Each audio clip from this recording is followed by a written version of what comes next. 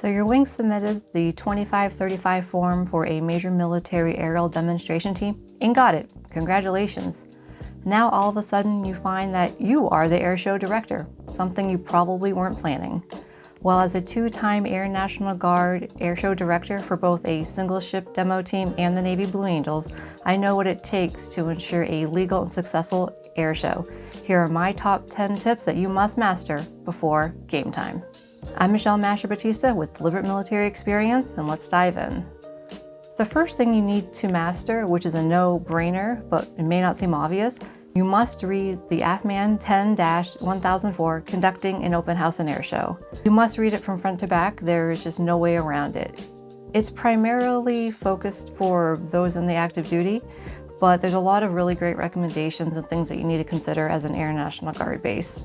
There are requirements and there are suggestions. You still need to read it, but without question, you must earmark, bookmark, and highlight, and remember to reference the attachment for a funding guide matrix. This is the one part of the AFMAN that is non-negotiable and that will keep you and your wing out of jail. It goes over everything from who pays for smoke oil, to water for the public, to warbirds and trash removal. Everything is in there, and you will reference it, or you should reference it, multiple times throughout your air show planning process. The second thing that you must do as the new air show director is building the right team. I cannot overemphasize how important this is. You cannot do it alone. Don't even try. You should have people in the team that have the time to do it, and sometimes they're very reluctant. You are probably reluctant to take on the role as air show director yourself, but you need to empower people. It's a great opportunity for junior members to get involved with the wing and kind of watch the magic happen. All sorts of people have things to contribute. They have different points of view, and it's really a great time to double down on people's talents. When you go to select who your deputy air show director will be, I would recommend ensuring that person has a background that you can tap into, such as having a maintenance background or finance background, something where people can dual hat. I know our support team lead was the legal person, actually our SJA, and so that was always nice to have someone on the team who could always contribute in different ways than the original organization chart had sketched out for. Another part of the team building piece that you should consider is their pay source. I highly, highly recommend that all of your main team leads, to include ground operations and air operations, deputy, they should be AGRs, because as the air show draws closer, you're going to want them to be on full time. During my first air show that I directed, I had key members of my team who were part-timers or DSGs, and that proved very difficult when trying to get things done in a very quick manner. And so that person was not obligated to answer the phone or go to meetings or make the necessary coordinations that you need, especially in those last 90 days before your air show. So these are just things to consider. Make sure the people on your team know what to expect, so kind of lay out expectations up front. If you don't really know what to expect quite yet, keep watching this video to find out what's actually required, because it is a large commitment and you can't do this alone. It wouldn't be easy. I wouldn't suggest it. The third tip, but really a legal requirement to hosting an Air National Guard air show, is for your wing to work with a non-federal entity, or an NFE. An NFE is really any organization that is not part of the government or part of a federal agency. This can include a private entity or a nonprofit, things like that. And it's basically an organization that approaches your wing and says, we want to help you, and basically liaison and do things for you that you otherwise could not do being an Air National Guard base. As an Air National Guard base, you don't have non-appropriated funds to work with, and we'll talk more about money in a minute. But basically an NFE or nonprofit would approach your wing and say, we want to help you, and from there your wing would accept the relationship and solidify it in a memorandum of understanding or memorandum of agreement. And that document is not just to divvy out expectations and responsibilities, but it is a requirement for the land license. And so the land license is actually the really important part that you need the NFE for, because for an Air National Guard base, or really any place really in the government, you cannot really make money on it without other steps being met. And one of those is getting a land license. I have met quite a few wings that have skipped this step. Sure, they had the NFE to coordinate the contractor and the porta potties and do the marketing, but they didn't have a land license. And so having that MOA or MOU is a requirement of the land license. So what's the big deal with the land license? The land license allows the NFE to, quite frankly, make money on that land because they will be responsible for it. You will basically give the land to this NFE and they can kind of do with it what they will under certain requirements. Your wing is still required to manage the security and the safety and manage the porta-johns and water on it. But as far as who can go and solicit sponsorships and things like that, that can be on the NFE. The NFE can make the money. Your wing can legally not make money. So if the NFE can make the money, then they're more likely to support your air show and possibly future collaborative efforts. So again, Air National Guard bases must work with an NFE to get the MOA, to get the land license. If nothing else, this is probably the most commonly skipped steps that I have seen among Air National Guard bases air shows. The fourth tip that you must master as the air show director is understanding money. Get the budget from your wing commander up front and get it in writing. And whatever the amount is, whether it be $80,000, $100,000, or $150,000, psychologically plan that you will need 20% more at the end of the day. No matter what happens, things come up, new requirements come out of support manuals for the major demonstration teams like the Navy Blue Angels or Thunderbirds, the F-35 demo team. You're on the hook to pay for things that perhaps you were not anticipating when the initial budget came out. So if you're not mentally prepared to pony up, then you might have to rethink if you can even afford to put on the air show initially. You need to understand who pays for what. So I just mentioned the Blue Angels support manual, for instance, and I mentioned the NFE. Who pays for what? Back to tip number one, understanding the funding matrix is so important. As the host of the air show, there are things that you must pay for. For instance, you must pay for the smoke oil for major military demonstrations teams, but you do not have to pay for the smoke oil for a civilian act. That could be paid for by an NFE or some other agency, which we'll get more into in a few minutes. Other things you need to understand about money is what the limits are for a government purchase card, or how contracting works, or when you can submit your BUR to finance. If what I'm saying does not make sense, you need to get with finance immediately as the air show director and get the down and dirty on your left and right limits as to who can pay for what the time limits are to submit your requests and whatnot. You need to understand what the wing's budget is. Are you deploying? Do you have money? Do you have people? Understanding all your resources will make or break a successful air show, as well as keep you out of legal trouble if audits occur later on, especially if you're heading toward the end of a fiscal year and you need to close out all your books. So understanding how funding works is super, super critical to ensuring a nice, successful, and legal air show. Number 5 tip I have for you is working with your community. This might seem obvious, but things can get hairy really quick when putting on an event as large as your next air show. As an Air National Guard base, I suspect you're probably well connected with your community. Most places are. People want to help, people come and go, people know your name, relationships are built. That's all great, and you should certainly leverage every opportunity to accept the donations or efforts of those in the community. But I will say this, nothing is free. And I don't mean free by money, but usually I have found that some people want something, usually. And so if a hospital down the road wants to donate services in some form or fashion to your air show, you need to make sure a couple things happen. One, that they approach you. You as the wing cannot go out and ask people for anything, really. Let your NFE do that. That's why they exist. That's why you have the MOA that outlines who's responsible for what. Either the NFE can go out and ask for assistance from the community, or you have to wait until somebody asks what they can do and say, I'm so glad you asked. Here are the things we need help with. It is not in your purview to go and ask for things. That's not what we do as a government agency, and that can get you in a lot of trouble.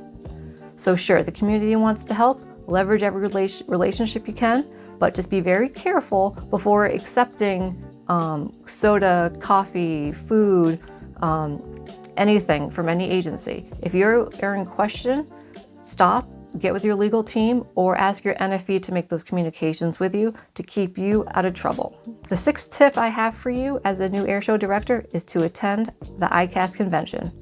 If you don't know what I'm saying, ICAS is the International Council for Airshows, and they hold an annual convention in Las Vegas every year in December. I highly suggest you go and bring at least a +1 or +6, as I have done in a couple cases. So the International Council of Airshows, or ICAS, goes far, far beyond your scope. If you don't know, airshows are a serious moneymaker for a lot of private civilian agencies. Everyone from the concessionaire who sells hot dogs and chicken fingers, to fencing companies, to marketing, ticket sales, and parking people. Just all sorts of people come together to sell their wares, quite frankly, for people that produce air shows. And now as an airshow director, you find yourself in that seat also. So ICAS is a super cool event. You get to meet people that are in the business and have been in the business for some time. They know each other. I can say when I went to ICAS, both times I still felt definitely out of the loop. I only went there strictly to put on a good air show, but there's people in there that have built like 20, 30 year-long relationships. They know each other, they do business with each other. You probably don't. You're just there to figure out how to put on a nice, safe air show, how to manage public affairs and things like that. The ICAS can last about a week long, Monday through a Thursday event. However, there is one of those days that you must go to, and that is the pre-ICAS day. It's usually a Sunday, and it is called Air Force Workshop. And it is specifically for people in the Air Force who are conducting an air show. Again, if you're watching this, you're probably an Air National Guard base, not so much an active duty base. So go to that conference day, that first day Sunday, but realize only about 60 to 70% will actually apply to you. But that's pretty good. If you don't go to any of the days, that's the only day you can make, go. If you can stay for the remainder of the week, great. There's a lot of opportunities to meet and greet and socialize with performers and other people who are there genuinely to help you. It will seem overwhelming at first. There's a lot of people there, they know what they're doing, but there's a lot of people who this is their first time there. So you can definitely pick people's brains who have done this before. No need to recreate the wheel. But again, attending ICAS in the December before your air show would be a great opportunity, and I would highly suggest it. It can get kind of pricey though up front, so back to the budget, it will cost you to become a member of ICAS and then to fly out there and attend a week-long convention there. But I think it's worth it, and you should bring a few people with you. The number 7 tip I have for you as an airshow director is to ensure you have the complete trust and support of your wing commander. This again might seem obvious, but you need to be lockstep with him or her, as you will find yourself representing them at various times, specifically talking to the media or having to make timely decisions. You need to think what the commander would like or not like. Remember that they are ultimately responsible for the air show. They are the ones allocating the resources, the people, the budget for it. So it's really their air show, and you are just basically the project manager for her or him. You need to give him or her updates regularly, make sure they know what's going on, and not be bashful bringing problems to their attention after you have tried to work it the best you can bring your commander options. Your commander is looking to you to serve as that subject matter expert. Very likely, they themselves have never directed an air show. Sure, they've attended many, and they will have plenty of good ideas to throw at you. Some of them will be great, and some of them just don't make sense for your base, or you can't afford it, or maybe they know about something that wasn't done legally, and you'll have to explain to them why you can or cannot do such a thing, and just kind of educate that person on how things are. You will need your commander support through the end because things will get kind of thrashy as the op tempo increases over time. So again, ensure that you and your commander have a good relationship because you will be bringing a lot to that person that maybe they weren't expecting themselves. My number 8 tip, you could take it or leave it, but I would encourage you to consider working with a production team. And by you working with a production team, what I really mean is your NFE work with a production team. So why would you care about a production team? Production teams, as you will learn at ICAS, are organizations, and there's only a few really, that do this for a living. They produce their own air shows that they host as the civilian agencies because civilians can certainly host an air show, not just the military, but they truly do know all the requirements to put on an air show. So you might be asking, why don't they just do it? Well, the military puts their own shows on for a variety of reasons, for recruiting, to get back to their community, and so that's their prerogative. Production teams, make no question, are in it for the money. Yes, there are good ones that will do it for other reasons outside the money, but they're very interested in monetizing ticket sales, parking, all that. And so since they're interested in making money, you cannot work with them directly because you are not interested in making money. You let the NFE work with that. In your MOA that you have with your NFE, ensure that it is outlined that if they so choose to work with a production company, that certain requirements are met, because what is written in the MOA can certainly translate directly to the contract that the NFE has with the production company. There are definite pros and cons to your NFE working with your production company. Some of those benefits are that they know who to call, they know the best in the industry for certain things as concessionaires or people to sell certified licensed swag, what the requirements are for porta potties, how many people you can fit in a parking lot, all sorts of those. So they've been around and they know what to bring. But the key negative that I just mentioned is that they are in it for the money. Your wing does not make money. So sometimes those priorities aren't always matching. Another negative is that the production company does not live in your community or town. They don't have those relationships that your wing does. So I have felt that sometimes communication can be lackluster because they don't really, it doesn't really matter if your production company communicates effectively with those around you, because when the air show is all done, they pack up and they go on, they move on to the next thing. But it is your wing and your base that is left with the repercussions of the communication or lack thereof of your air show. So you need to get comfortable with your NFE, and if they so choose a production company, get comfortable with them so that you can effectively communicate what your wing wants, what your commander wants, as far as what's listed on the prohibited items list, to how are they telling people about when tickets go on sale, how are they making things right if a natural disaster happens, which we'll talk about next, all sorts of things like that. So just keep in mind that there's a lot of benefits for your NFE to collaborate with a contractor, a contracted production company, but you need to be in the loop with them. I highly, highly recommend, if your NFE so chooses a production company because your NFE does not want to do all the work themselves, is to ask your NFE to review the contract that they plan to sign with the production company so that you can add input, or you can see spots where that might be lacking and need more information. Don't make assumptions as to who's paying for what or how things will be run. You need to kind of keep that objective look over the contract, because you have the luxury of not having to worry about money where the production company and the NFB are probably going to be in some sort of agreement as to how the money gets split at the end of the day. 50-50, 80-20, whatever, it doesn't really matter. But those two agencies will be the ones to make money. So again, you get to keep that objective view and remember why your wing is actually putting on the air show.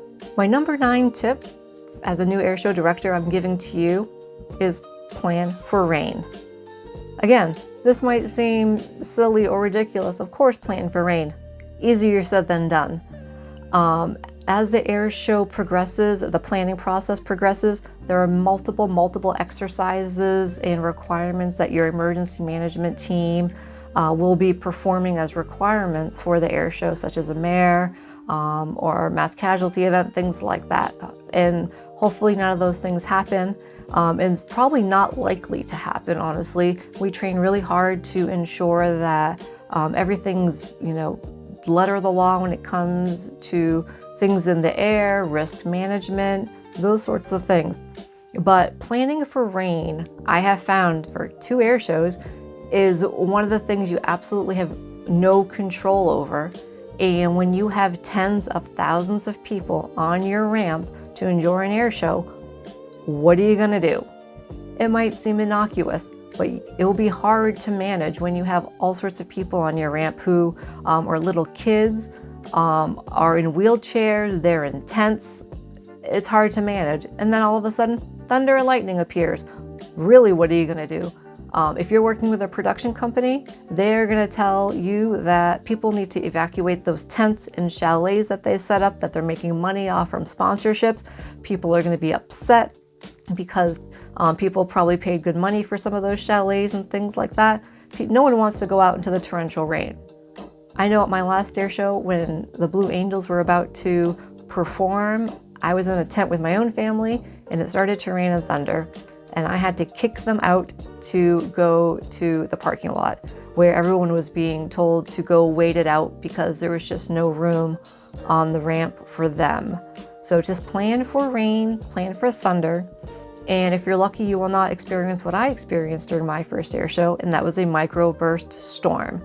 After our family day or rehearsal day, we thought we were good to go, and then all of a sudden Mother Nature came through and ripped apart huge chalets, and porta-johns were strewn across the ramp. Everything was a mess. And this is where the benefit of having a production team came into place. They were the ones responsible for getting half of the ramp up and running. They called in the tent team that were an hour away because they had a contract with them. And they're the ones that stayed through the night to ensure that the ramp was in a respectable manner to receive guests the next day at 9 o'clock. They worked through the night to ensure that their part of the ramp, the part that makes money, was good enough to receive tens of thousands of people the next day, while we, the military side, worked really hard to ensure that the entry control points, security points, trash, porta-johns were put back together also in a respectable way. So it was a very collaborative manner and a huge undertaking, honestly, but that's just one of the benefits when you work with another team to bring in the manpower to work through the night.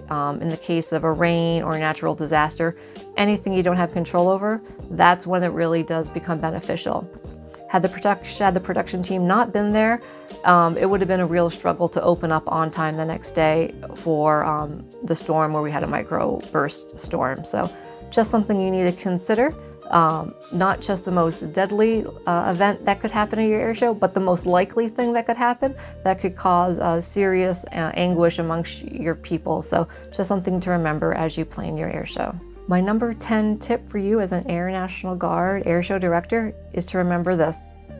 Air shows are a non-standard operation. Those words are used many times throughout the AFMAN 10-1004. Truly, it is a non-standard operation. There's really nothing quite like it as far as a leadership role that you will encounter as an Air National Guard officer.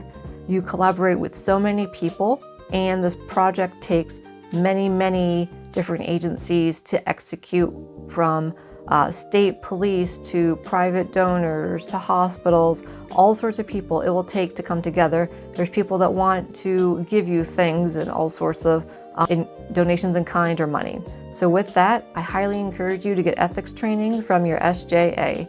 You need to know what you can do and what you cannot do. And that kind of goes back to a couple things I said earlier about the community. You need to know what right looks like and what to stay away from and what lessons have been learned from other air shows. You need to know this. Part of a non-standard operation is to learn from others. Go observe other air shows. Unlike other things where you might do where you could just take a training and figure it out from this, you should just go see other air shows. Get out, see what other people are doing, see what things that you will not do at your air show, and what things that you'll definitely do at your air show. A couple things I learned from observing other air shows is that I did not want us to have just cardboard trash containers. I felt that that was unprofessional looking and they don't hold much trash. So we worked with our NFE to work with a local trash removal agency to see if they might be amenable to donating those services, and we were able to secure the large 90-gallon plastic totes. They look better, they hold trash, and they are covered. So that's just one thing that we took in consideration while observing another air show. Another thing we learned by observing another air show is to use or rent the low trailers that you can get from U-Haul to collect trash, versus one of another air shows we had people dumping trash bags into pickup bed trucks.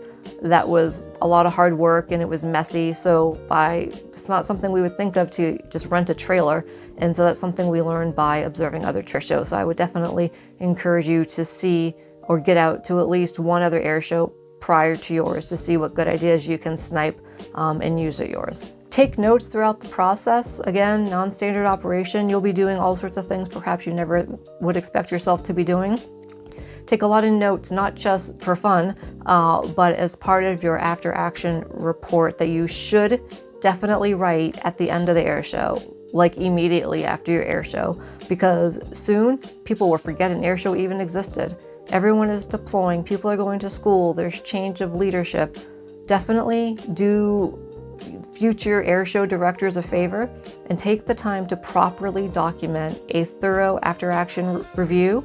Put it in a nice report, collect the AARs from other agencies, perhaps local law enforcement, or if you used a parking contractor, security forces, anything like that. Collect all of the stakeholders' input, really highlight what you did, what worked and what did not work, and perhaps recommendations for future air shows. People will forget what happened. Luckily, I wrote a 30-page AAR during my first air show. I was totally ready to hand it off to the next air show director for our subsequent air show. And luckily, I took the time to write it because I was the one that was told to do the second air show. I certainly did not ask to be an air show director a second time. I was told to do it, happy to do it, and I'm even more happy that I took the time to write that after action review. Not only did I review it multiple times throughout the air show planning process, but many of my team leads did as well. It kind of put things back in perspective, and there's so many details that I had forgotten the second time around that luckily I had written down the first time to reference. So it was super important. So at the conclusion of writing the AAR, I could pass it on to the wing commander or other agencies to help them out. Additionally, with the documentation that you really have a good baseline to submit for a Project Management Professional Certificate, or PMP. And if you don't know what the PMP is, that is basically a civilian certificate or accreditation showing that you could be a project manager on the outside. And if I haven't said it yet, basically an Air National Guard Airshow Director is a project manager. So make no mistake about that. And if you want to learn more about how you can use your Airshow Director experience as well as your other military experience to test and take and earn your PMP, watch this video next. Thanks.